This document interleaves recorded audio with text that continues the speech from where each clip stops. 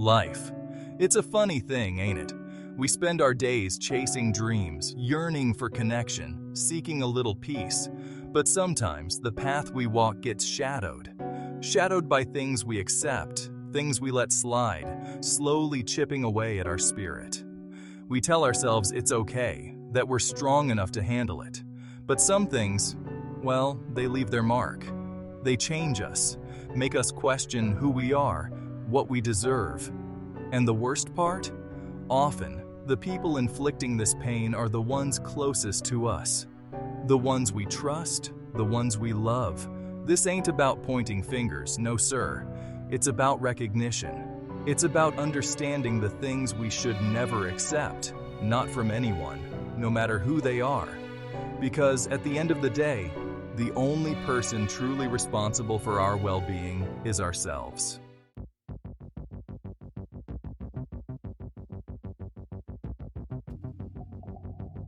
Disrespect. It's subtle, like a cold draft in a warm room. You feel it, but it's easy to ignore at first. A dismissive word here, a condescending tone there. Maybe it's a backhanded compliment, disguised as a term of endearment. You brush it off, tell yourself they didn't mean it that way. But the seed of doubt is planted. You start questioning yourself, your worth, your judgment. That seed, left unattended, can grow into a monster.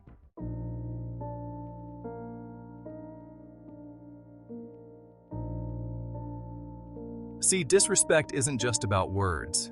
It's about actions or the lack thereof. It's about constantly feeling overlooked, undervalued, like your opinions don't matter. It's about someone dismissing your feelings, making you feel small and insignificant. And each time you accept it, each time you let it slide, you chip away at your own foundation. The foundation of self-respect, of self-worth. You start believing you deserve this treatment, that you're not good enough for anything more.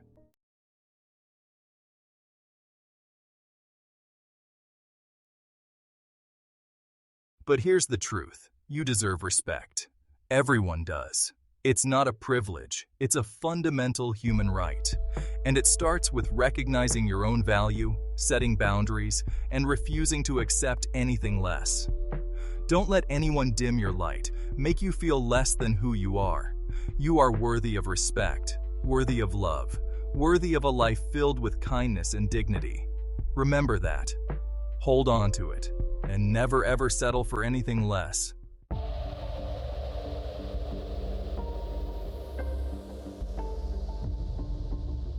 Manipulation. It's a dangerous game, a subtle form of control that can leave you feeling trapped, confused, and ultimately powerless.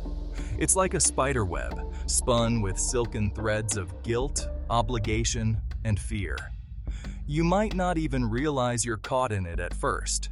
The manipulator is often someone charming, someone you trust, someone who knows how to push your buttons. They know your weaknesses, your insecurities, and they use them against you.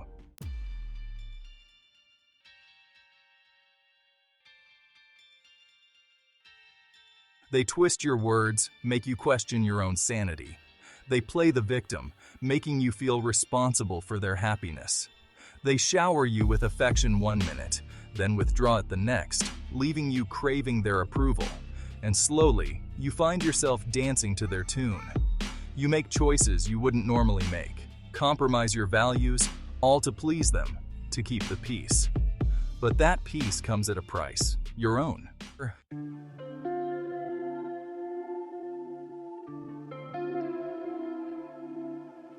Recognizing manipulation is the first step to breaking free. Pay attention to how someone makes you feel. Do you feel drained, anxious, or obligated after spending time with them? Do you feel like you're always walking on eggshells? Trust your gut. If something feels off, it probably is. Set boundaries, learn to say no, and don't be afraid to walk away from relationships that are toxic and manipulative.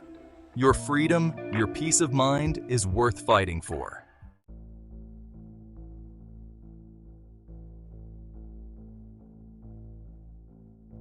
Truth, it's a fragile thing, isn't it? Like a delicate flower, it needs nurturing, sunlight, and honesty to bloom. But lies. Lies are like weeds. They choke the truth, stealing its light and suffocating its growth. Accepting a lie, even a small one, can chip away at the foundation of trust we build with ourselves and others. It's like a crack in a window pane, a small imperfection that can spread and shatter the whole thing if left unchecked. We convince ourselves that it's easier to look away, to pretend the crack isn't there. But each time we do, the lie grows stronger, casting a longer shadow over the truth. And slowly, we become accustomed to the darkness. But remember, my friend, darkness cannot exist where there is light, and the light of truth, once embraced, has the power to illuminate even the deepest shadows.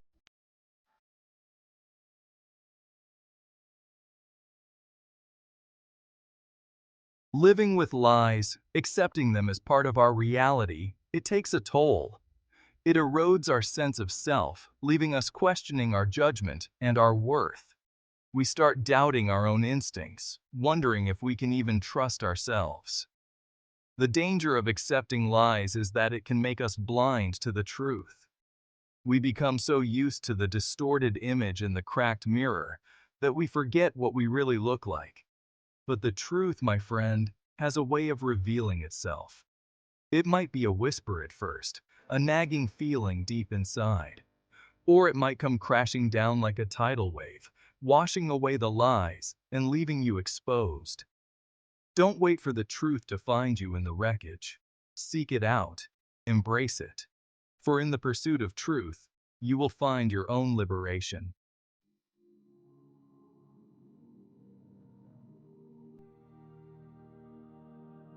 Rebuilding trust. After it's been broken by lies, it's no easy feat. It's like rebuilding a stone wall brick by brick with patience and care. It takes time, effort, and a willingness to forgive both yourself and the one who lied to you. Start by acknowledging the lie, by shining a light on the deception. Don't minimize it or pretend it didn't happen. Face it head on, for only then can you begin to heal. Communication, honesty, and consistency. These are the mortar that will hold the wall together. Be open about your feelings, express your hurt and anger, but also your willingness to move forward. Remember, my friend, trust is a two-way street. It requires effort from both sides. But if both parties are willing to put in the work, the wall can be rebuilt stronger and more resilient than before. Neglect. It's a peculiar kind of cruelty. It's the absence of something. A word, a touch, a moment of recognition. The silence speaks volumes. The emptiness echoes in the heart. Imagine a child yearning for attention, met with indifference. Or a lover, starved for affection, their pleas ignored. It's a slow, agonizing fade into the background. The sting of neglect lies in its passivity. It's the feeling of being invisible, insignificant. It chips away at your self-worth. But remember, your existence matters. Your presence, your voice, your love, they all hold value. Don't allow yourself to be diminished by those who fail to recognize your worth.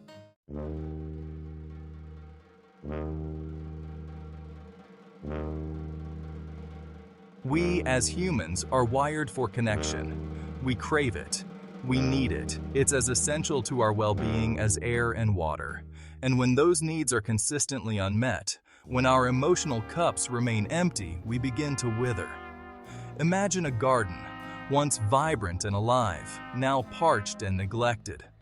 The flowers droop, their petals falling to the ground.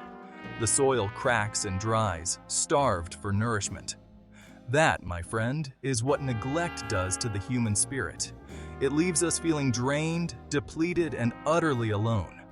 The world loses its vibrancy, and we find ourselves retreating further into ourselves, seeking solace in the shadows.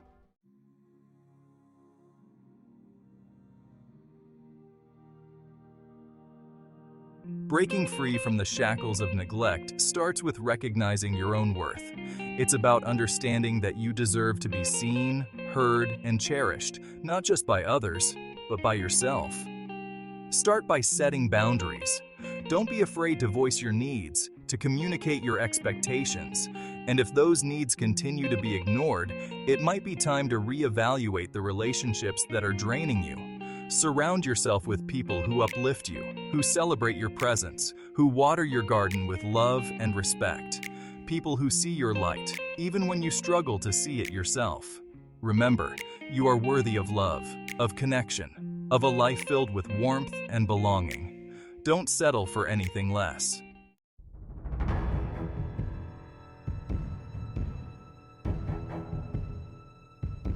Abuse. It's a word that carries a heavy weight, a word that evokes images of physical violence and emotional scars. But abuse, my friend, can be insidious, often disguised as something else entirely. It can be the subtle manipulation, the constant criticism, the controlling behavior that chips away at your self-esteem, leaving you feeling small and insignificant. It can be the verbal assaults, the hurtful words hurled like weapons, meant to wound and demean. And yes, it can be the physical violence, the bruises that mark your skin, and the fear that etches itself onto your soul. But no matter the form it takes, abuse is never acceptable. It's never your fault. Recognize the signs, my friend. Pay attention to the red flags, and know that you deserve to be treated with respect, with dignity, and with love.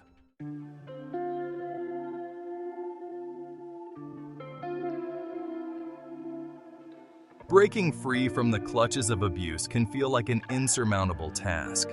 The abuser may have eroded your sense of self-worth, leaving you feeling trapped and powerless.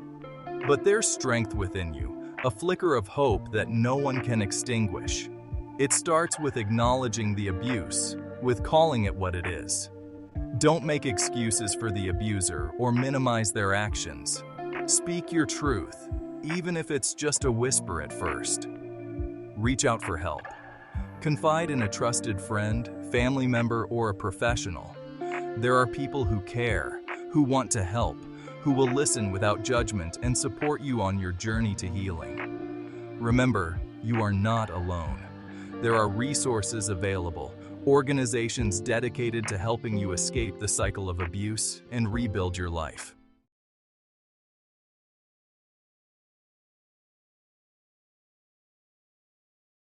Healing from abuse is a process, not a destination. It's a journey that will have its ups and downs, its moments of strength and vulnerability. Be patient with yourself, my friend. Give yourself grace. Surround yourself with a support system that uplifts and empowers you. Seek therapy if you can, to process the trauma and develop healthy coping mechanisms. Remember that you are not defined by the abuse you endured. It's a chapter in your story, but it doesn't have to be the ending. You are worthy of love, of happiness, of a life free from fear and pain. And as you heal, as you reclaim your power, you'll find that the scars, though they may always be there, no longer define you. They become a testament to your resilience, your strength, and your unwavering spirit.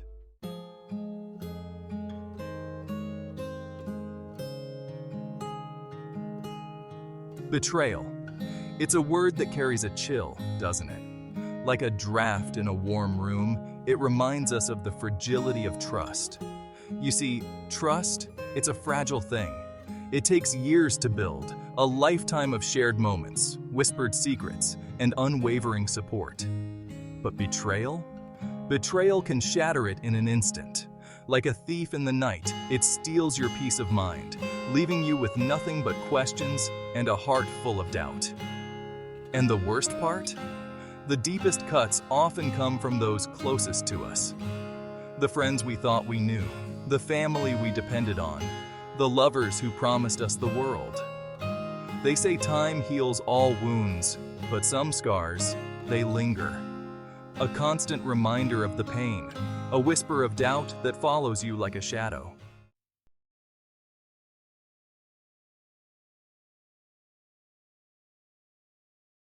So how do you move on from such a wound?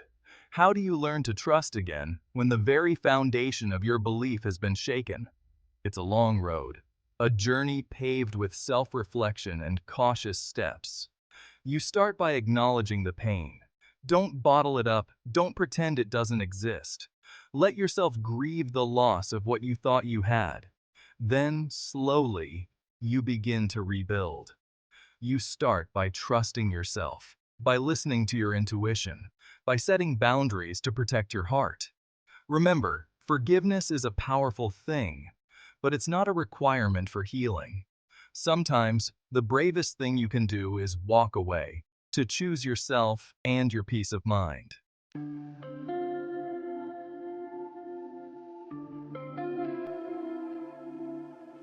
Now, I'm not saying you should shut yourself off from the world, build walls around your heart and never let anyone in. That's no way to live. But what you can do, what you should do, is learn to discern. Learn to recognize the signs, to trust your gut when it whispers a warning. Set boundaries. Not walls, mind you, but healthy, clearly defined boundaries. These boundaries, they're not about keeping people out, but about protecting your peace, your heart, your very essence. Remember, you deserve loyalty, you deserve honesty, you deserve to be surrounded by people who will cherish and honor the trust you place in them.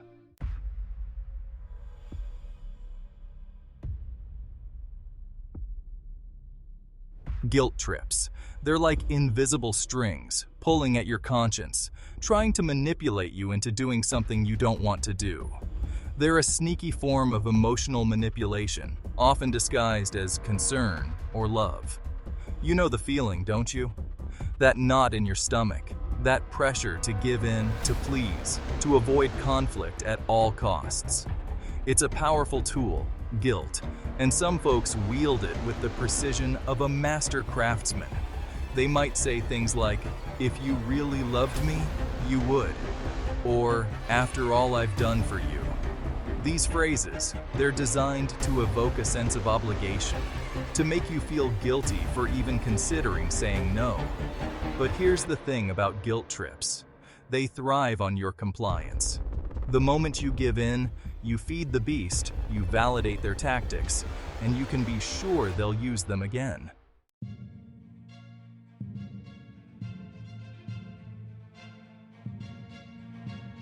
The first step to breaking free from the clutches of a guilt tripper is to recognize the game they're playing. They want you to feel responsible for their emotions, to make you believe that their happiness hinges on your compliance. Pay attention to how their words and actions make you feel. Do you feel drained, resentful, or obligated after interacting with them? Do you find yourself constantly bending over backwards to please them, even at the expense of your own well-being? These are red flags, my friend, warning signs that you're caught in a web of manipulation. And trust me, the longer you stay entangled, the harder it becomes to break free.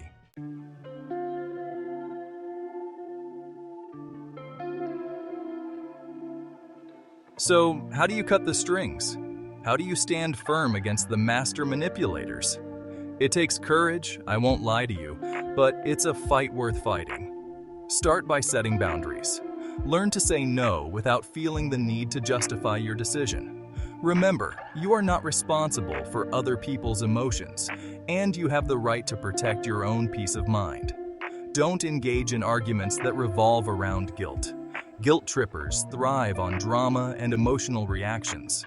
Stay calm, assertive, and refuse to be drawn into their web of manipulation. And if all else fails, walk away.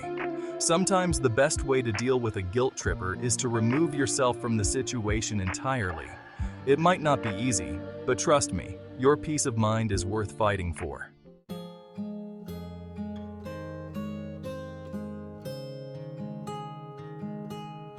We all crave happiness, that's natural. It's a warm ray of sunshine on a cloudy day. But sometimes, the pressure to be happy all the time, to paste on a smile when life throws you a curveball, can be, well, toxic. It's like wearing a mask, hiding your true feelings under a veneer of forced cheer. And behind that mask, the pressure builds, the unexpressed emotions fester.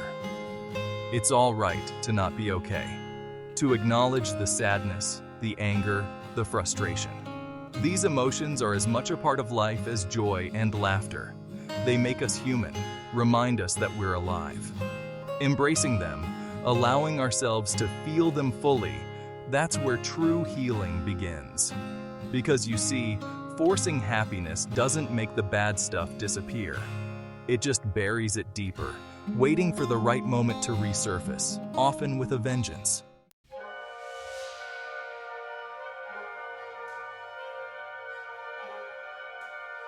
Toxic positivity can be insidious, creeping into our lives disguised as encouragement. It tells us to just look on the bright side or think positive even when facing genuine hardship. But life isn't always sunshine and rainbows. Sometimes it's a storm, a downpour of challenges and heartache. And in those moments, what we need isn't a forced smile, but genuine empathy, a listening ear, a shoulder to lean on. Denying the darkness doesn't make it go away. It simply pushes it down into the shadows where it can grow stronger, more menacing. True strength comes from confronting our struggles head-on, acknowledging the shadows while still seeking the light, allowing ourselves to feel the full spectrum of human emotions, the good and the bad, the light and the dark. That's where we find authenticity, where we discover our resilience.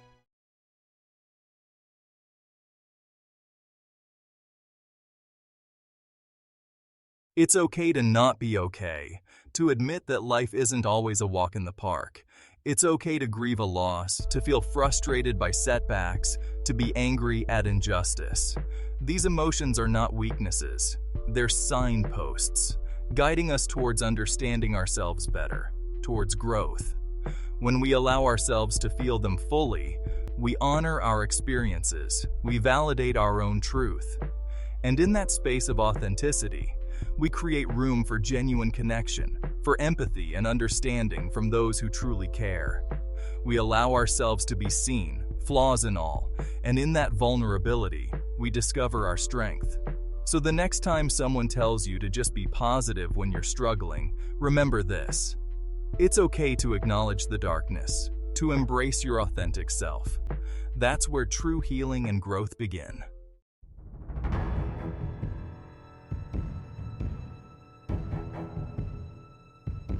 Criticism. It can be a harsh word, carrying the weight of judgment, the sting of disapproval. It has the power to wound, to make us doubt ourselves, to question our worth. We've all felt it, that sinking feeling in the pit of our stomach when someone tears down our efforts, dismisses our ideas, or attacks our character. It can leave us feeling raw, exposed, questioning everything we thought we knew. But here's the thing about criticism. Not all of it is created equal. Some criticism, though difficult to hear, can be constructive, offering valuable insights that help us learn and grow. It's offered with respect, with a genuine desire to help us improve. But then there's the other kind, the kind that cuts deep, that feels more like an attack than an attempt to help. This is unfair criticism, and it has no place in our lives.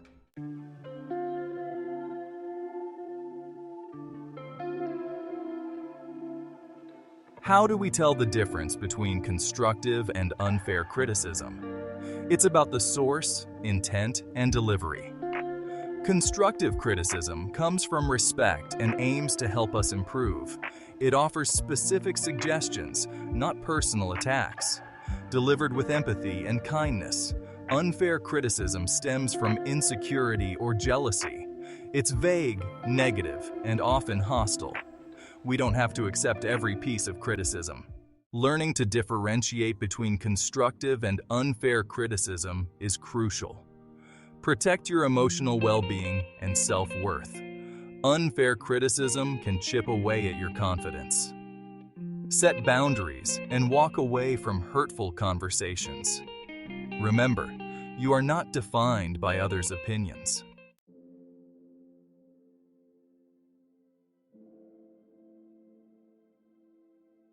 We've walked a long road together, explored the shadowy corners of disrespect, manipulation, lies, neglect, abuse, betrayal, guilt trips, toxic positivity, and unfair criticism.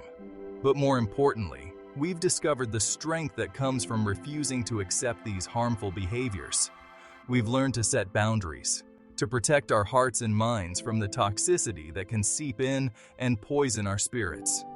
So go forth and live a life free from the shackles of these negative forces. The path to fulfillment lies ahead, paved with self-love, authenticity, and an unwavering belief in your own potential.